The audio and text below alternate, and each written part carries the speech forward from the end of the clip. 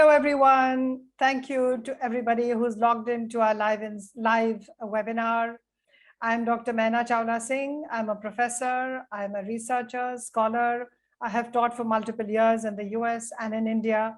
And so in these webinars, I bring you a scholar's perspective and academic's perspective as you look at issues of higher education to do with your degrees, either for master's, for grad school, or for PhD. So I've seen from many of the webinars that we don't pay enough attention to the requirements of PhD scholars. Now, this may be because when you come for counseling, we have many more students who want to apply for grad school, for MBA, for MSc in data analytics or anthropology or whatever other subject. But we don't have so many candidates who come in for a PhD. Obviously, because the PhD scholars are the ones who are interested in deeper knowledge. And it's a commitment, a longer commitment, and therefore we don't have so many numbers. I still feel that it's very important to be able to cater to the requirements and needs of PhD scholars and students who are aspiring to do a PhD program. With this in mind, I have decided to do many sessions for PhD requirements and the way we need to get into a PhD program, what we need to think about in terms of the application process, in terms of the commitment, in terms of the skill set, in terms of requirements. So if you look at some of my other webinars, I've already started doing that. Here is another session today, which is also speaking about something more specific about the PhD. I'm looking today at the question of PhD requirements and why the SOP is different. Is it different? Is it not different? How different is it? And what do you need to keep in mind for that? So a little bit of a recap, which is, you know, that the PhD durations can vary depending on where you're going for study abroad. Most programs in the US will be 4 to 6 years. The average is about 5 years, and that's because you will do coursework for about 1 to 2 years. There are many students who go from Asia who really do accelerated coursework, and they finish their coursework in almost 18 months. Typically, however, it can take up to 2 years, and then you have another 3 years during which you write your dissertation and you work with your supervisor and hopefully produce really good cutting edge research, which you present in a public defense before your PhD is granted. In the UK, it's a little bit different. It's shorter. It might take 3 to 4 years. And so there are these differences, and you will have to look very specifically at the program depending on the subject that you're doing and how much work you have already put in your research. For example, if you've done research in immunology or STEM, maybe your PhD is going to be a little bit shorter. So I want to say that your requirements will vary. Similarly, whether you need an SOP or whether you need a research proposal is also going to vary depending on the requirements of the program. So you need to look at that. Today, I'm speaking more specifically about the SOP. About the research proposal, I would love to do a separate session, and I plan to do one in the next few weeks. So even if you don't watch it now, and you watch this video later, you will probably see on our Leverage Edu channel another video about the research proposal required for a PhD admission. So I'm looking today at the idea of the SOP and how it is different. So my comments to you today are not specifically about any subject. My discussion is generic and therefore it's subject agnostic, which means that my comments will apply to whatever subject you're looking at, because I'm speaking in more general terms. So there will be some specific changes, but more or less my conversation today is subject agnostic. So the first thing for a PhD proposal, just like the PhD itself, the program is far more rigorous and deeper and requires a long haul commitment. So the same thing applies to your SOP. So some of the things are going to be similar. For example, what is the SOP about? It's about, simply put, it's about talking about yourself. They say, tell us about you. All right. So let me catch three words, which is the what and the how and the fit. So let's go look at that. In some ways, the SOP is very similar to that for the grad school. So why is it different? Because it's deeper. The bar for you to excel is higher. The requirements are more rigorous. So if I'm looking at your applications at the other end, and I have looked at applications while I was teaching in the US. So I want to say the first thing is I want a deeper knowledge of who you are. Of course, the normal SOP also needs you to tell us who you are, but now I need a deeper sense of who you are as a scholar. I'm not just looking for an interesting addition to my graduate class, which is what I would look for a grad school application. It's like, how diverse can we be? How is this person different? What is the experience they bring in terms of work? Have they had work experience? Do they have extra experience in terms of lab work? Have they been consulting? What have they done? So I'm looking for an interesting addition to my class. For a PhD, I don't have a class. It's just you. So I'm looking for a serious scholar. So what am I looking for? I'm looking for a creative mind, because your PhD is about your work. It's not about fitting into a class. It's about creating research that would be different, that would be creative. So I need a creative mind. I need your SOP to reveal that that is creativity in your scholarship. The next thing, I need to know that you are a persistent researcher. Research is not a one-off thing. It takes a very long time. It takes commitment. I need to know when I look at the application that you are going to be persistent. There will be phases in research. Always there are phases in research where there are ups and downs. I spoke about it in a previous webinar saying you need that tenacity to be able to hold on to your research and say, I have my eyes on the destination. This is long haul, 3 years, 4 years, 5 years. It's something you're going to live with. So I need to know that you're going to be persistent and you're not going to just cave in because there's a particular bad patch. When you look at 10 sources and you hope to find something wonderful, you do lab experiments and you think you're going to have a breakthrough, and voila, guess what? There is no breakthrough. You realize that that's not a great trajectory. So what are you going to do? You're going to persist. You're going to look for a different trajectory. You're going to look for an alternative pathway, whether it's in STEM or engineering or anthropology. You're just going to reframe some of those questions and see if that gets you a better headway. The third thing I'm going to look for, apart from this resilience, is a thirst for knowledge. If you are not committed to searching more and more and more and deeper into your subject, how will you become a researcher? So research is about searches and researches until you find something which is really going to be different, creative, and stunning, and it's going to be a value addition to what already exists. If you are on your way to a PhD, you would know that literature review is such an important part of any research that you do. What is the reason? The reason is because you have to fit your work into existing work. And if you're interested in another session on literature review, DM us and let us know. Send us comments and I will do a session on that as well. Let me come right back to the topic.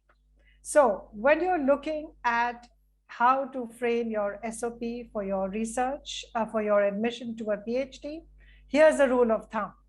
3 parts: who, why, and because. Those will be your 3 parts. The who is going to be, who am I? I want to know who you are.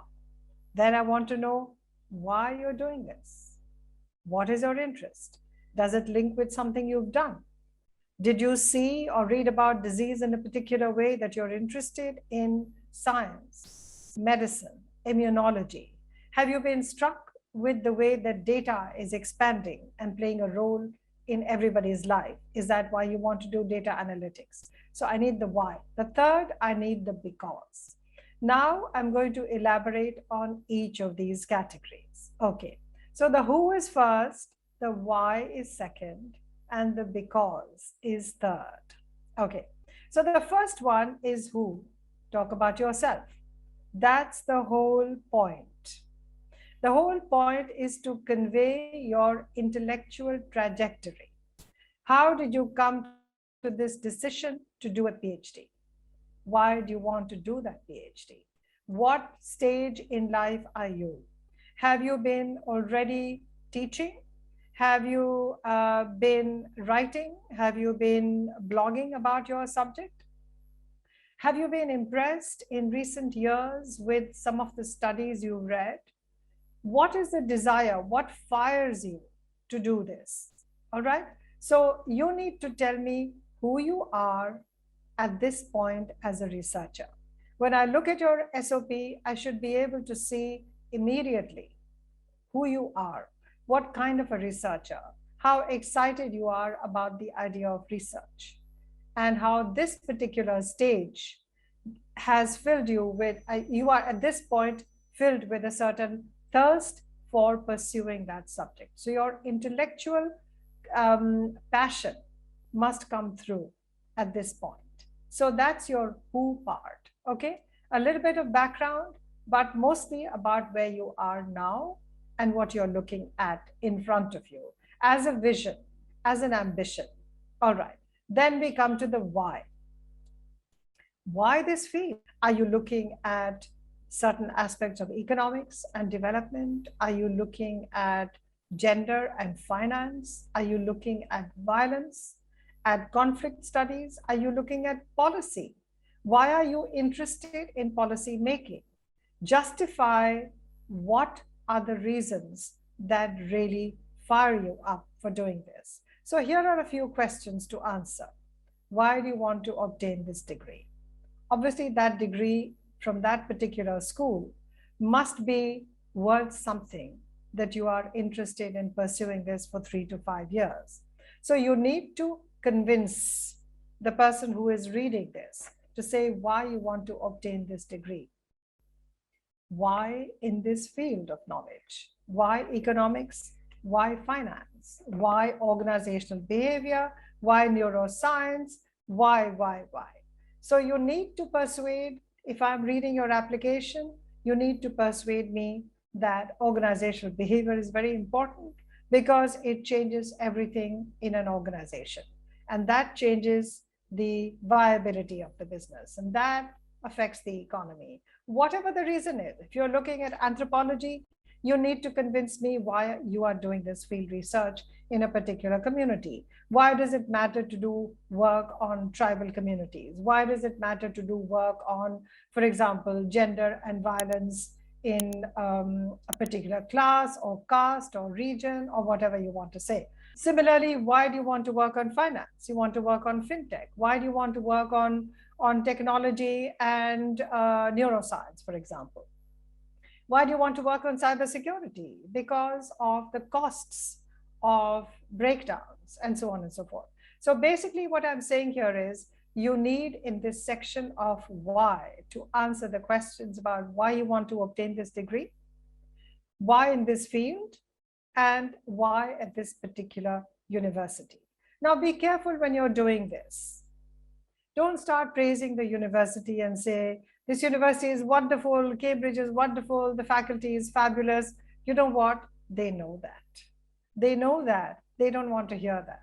They want to hear why you want to do this. So keep the focus on yourself, not how wonderful you are, but how curious you are.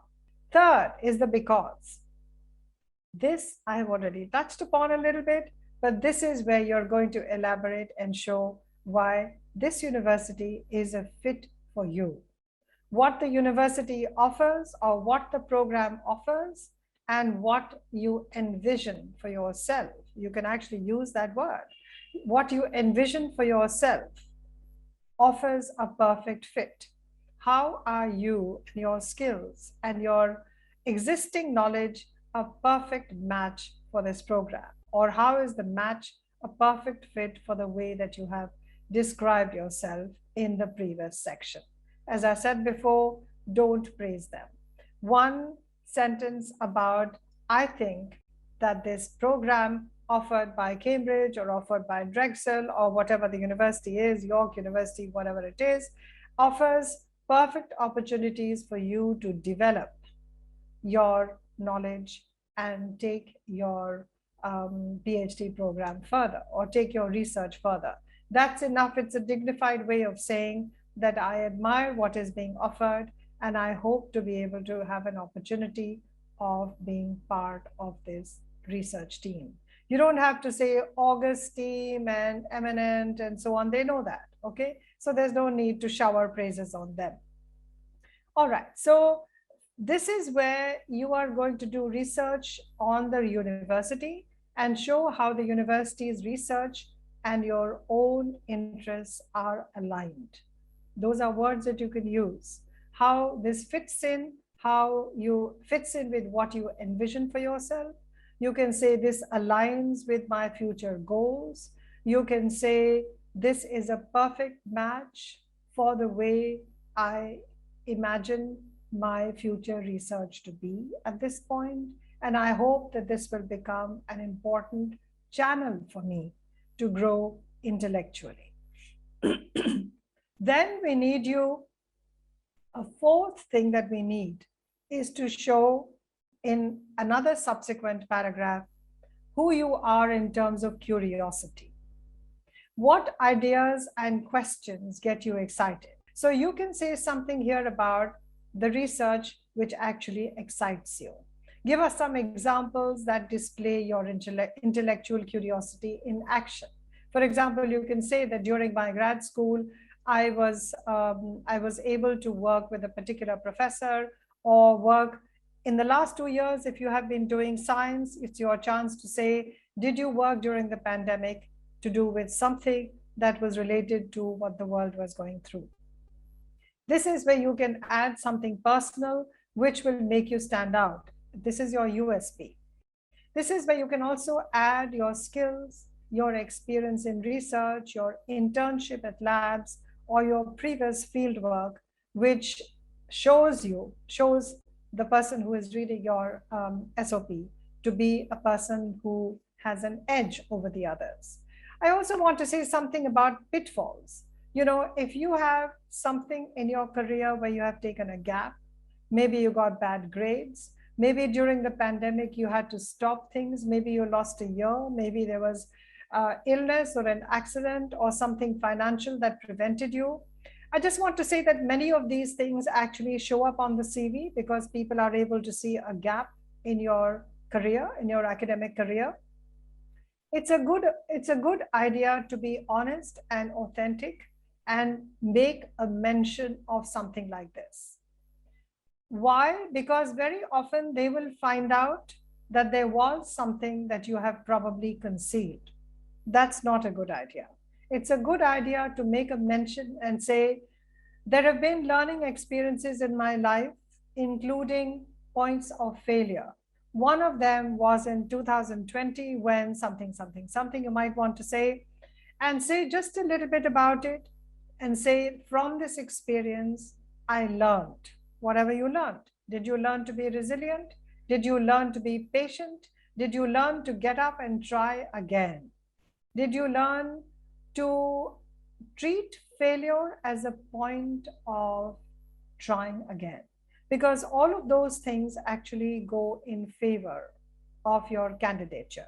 They show you to be somebody who has learned from failure in their lives and that you have the ability to treat failure as a learning experience as opposed to becoming pessimistic and a downer who's not able to rise again. So if there's something like that, go ahead, be honest, focus on resilience, focus on what you learned. It shows you to be a learner from all experiences. Learning from the good that happens to us is easy. There's nothing great about that. So if you have learned from something which was a difficulty, an obstacle, make a mention of it. That's fine. Don't keep dwelling on it and saying, you know, here's my hard luck story. Nobody wants to keep reading about it. But a mention of it will impress your admission committee to say, here is somebody who is honest and who has learned something from it. Before you give in any SOP or any document to do with your application process, I want to say there is something there about style and writing. The most important, I can't give you a session here now on writing. Maybe we can do another one. Send me comments and we'll do something about that. Send us comments to Leverage Edu, and you can also find me on LinkedIn, but give us a feedback. So I want to say that I keep emphasizing the importance of editing. Your first draft is never, never, never going to be your last draft. Please don't make that mistake. You may have to do 3 and 4 drafts until you edit, proofread, edit, proofread. If you have good friends, show it to them. You have a counselor, show it to them. Work with them until you get a perfect piece. Because all that I see in the admissions committee is just that one document. I don't know you, I don't see you. I need to know your best self through that SOP. I need to know your ability to be a scholar. I need to know your creativity. I need to know your authenticity, your resilience, your persistence. So I cannot emphasize enough that you need to be very careful about editing. Do not leave mistakes there. It just shows very badly on you if you have left behind mistakes of grammar, of facts, of editing. It just shows that you don't care enough. So let me say a little bit about, in a nutshell. So what is the SOP? The SOP is a way to remember that I'm going to tell you a phrase. It's back and forth. Why is it back and forth? Of course, as I said, you'll keep editing and you'll go back and forth. But no, in a more fundamental way, it's also back and forth. Why? Because when I look at your SOP, I should be able to see where you've been, the back, before, today, the present, and the forth, the future. So back and forth is where you've been, how you got here, and the forth is how do I see you as an imaginative researcher for the future. Remember, researchers are very, very important people. You know the word influencers. They are the knowledge influencers, not the influencers on social media who might come to fame and then disappear, or just get a bad name and then they don't have followers. So I want to say that researchers with cutting edge research are actually influencers of knowledge. So you know that they are important, and I certainly, as an academic, think researchers are really important people. If you've decided to continue with research, then you are important, and the work you are doing is important. And the work that you will do with other people and collaborations are going to be really important. They might do things for looking at data differently, for cybersecurity, for STEM, from immunology, for pharma, for creating vaccines. Who knows? So I want to say that your SOP should be well organized. It should be concise. Word length, I don't know if I can prescribe. You need to look at your requirements for the application, but typically 500 to 700 words is basically what a lot of programs require, which is under 2 pages. So final words, think of it as a document which is showing you back and forth, where you've been, how creative you are today, how persistent you are, and with your thirst of knowledge, where you want to go into the future. Final words, edit, edit, edit. Make that SOP perfect to read. It's like a string of pearls. If your words are well strung, they look symmetrical, they fit in. I look forward to your feedback and all the very best for your PhD SOPs. Thank you. Bye.